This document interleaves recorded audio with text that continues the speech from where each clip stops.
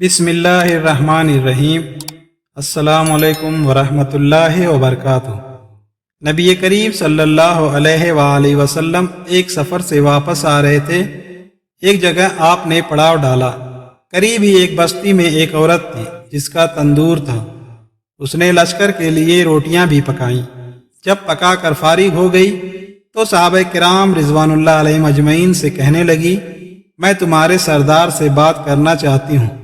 صحابہ کرام رضوان اللہ علیہم اجمعین اسے نبی کریم صلی اللہ علیہ وسلم کے پاس لے آئے۔ وہ آپ صلی اللہ علیہ وسلم سے کہنے لگی، اللہ کے پیارے رسول صلی اللہ علیہ وسلم، میں آپ سے ایک بات پوچھنا چاہتی ہوں۔ آپ صلی اللہ علیہ وسلم نے فرمایا، پوچھو۔ وہ کہنے لگی، میں ماں ہوں اور تندور میں روٹیاں لگاتی ہوں۔ میرا چھوٹا سا بچہ ہے، اس کو آگ کے قریب آنے نہیں دیتی کہ اس کو کہیں گرم ہوا نہ لگ جائے۔ خود آگ میں ڈبکیاں لگاتی ہوں روٹی لگانے اور نکالنے کے لیے، لیکن میں اپنے بچوں کو گرم ہوا کا لگنا بھی پسند نہیں کرتی۔ میں نے آپ سے سنا تھا کہ ساری دنیا کی ماؤں کی محبتوں کو جمع کر دیا جائے، اس سے 70 گنا زیادہ اللہ تعالیٰ اپنے بندوں سے محبت کرتا ہے، تو اللہ تعالیٰ بندے کا جہنم میں جانا کیسے پسند فرمائے گا؟ حدیث پاک میں آتا ہے، جس کا مفہوم ہے کہ نبی کریم صلی اللہ علیہ وسلم نے یہ بات سن کر سر جھکایا اور آپ کی مبارک آنکھوں میں آنسو آنے لگے۔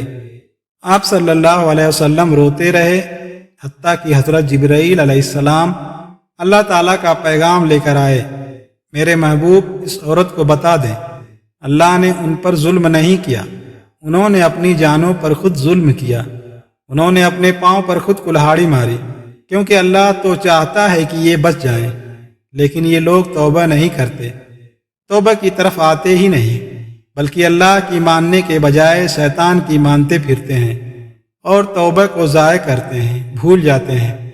یہ تو اپنے عمل کی وجہ سے جہنم میں جائیں گے۔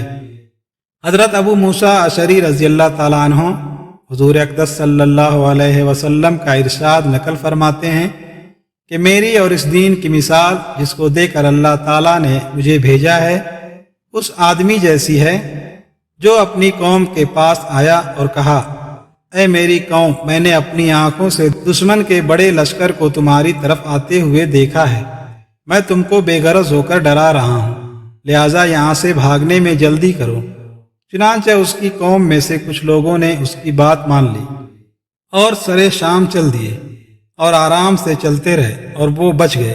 اس قوم میں سے کچھ لوگوں نے اس بات کو جھوٹ سمجھا اور وہیں ٹھہرے رہے، تو دشمن کے لشکر نے صبح صبح حملہ کر کے ہلاک کر دیا اور ان کو بالکل ختم کر دیا۔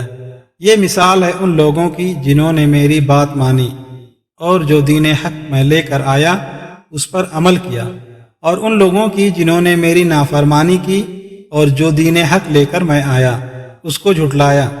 حضرت ابو ہریرہ رضی اللہ تعالیٰ عنہ حضور اقدس صلی اللہ علیہ وسلم کا ارشاد نقل کرتے ہیں کہ میری ساری امت جنت میں داخل ہوگی، لیکن جو انکار کرے گا وہ جنت میں داخل نہیں ہوگا۔ عرض کیا، کون انکار کرے گا؟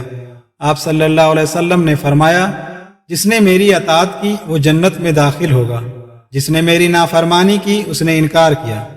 حضرت جابر رضی اللہ تعالیٰ عنہ ارشاد فرماتے ہیں کہ چند فرشتے نبی کریم صلی اللہ علیہ وسلم کے پاس آئے اور آپ صلی اللہ علیہ وسلم سو رہے تھے۔ ان فرشتوں نے آپس میں کہا، تمہارے اس ساتھی کے لیے ایک مثال ہے، اس مثال کو بیان کرو۔ بعض فرشتوں نے کہا، یہ سو رہے ہیں، اور بعض فرشتوں نے کہا کہ ان کی آنکھیں سوتی ہیں اور دل بیدار رہتا ہے۔ تو فرشتوں نے کہا کہ ان کی مثال اس آدمی جیسی ہے کہ جس نے ایک گھر بنایا اور اس گھر میں کھانے کی دعوت کا انتظام کیا اور ایک بلانے والے کو بھیجا، تو جس نے اس بلانے والے کی بات نہ مانی، نہ گھر میں داخل ہوا اور نہ اس دعوت میں سے کھایا۔ پھر فرشتوں نے کہا، اس مثال کو ان کے سامنے بیان کرو۔ اس پر بعض فرشتوں نے کہا، یہ تو سو رہے ہیں، اور بعض نے کہا، ان کی آنکھیں سوتی ہیں اور دل بیدار رہتا ہے۔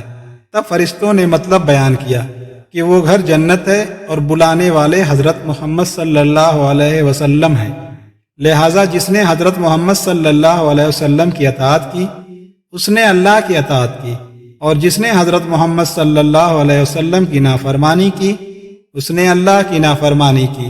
اور حضرت محمد صلی اللہ علیہ وسلم کی وجہ سے لوگوں کی دو قسمیں ہو گئیں۔ جس نے آپ صلی اللہ علیہ وسلم کی بات مانی اس نے اللہ کی مانی اور وہ جنت میں جائے گا۔ جس نے آپ صلی اللہ علیہ وسلم کی نہ مانی اس نے اللہ کی نہ مانی اور وہ جہنم میں جائے گا۔ اللہ سے دعا ہے کہ وہ ہمیں نبی کریم صلی اللہ علیہ وسلم کی تمام باتوں پر عمل کرنے کی توفیق عطا فرمائے اور ہمیں پیارے محمد صلی اللہ علیہ وسلم سے سچی محبت کرنے والا بنائے۔ آمین ثم آمین۔